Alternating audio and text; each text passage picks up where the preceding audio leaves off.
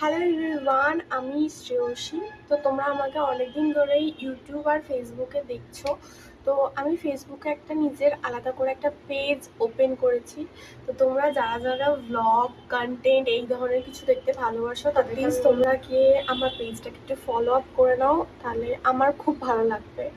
So thank you.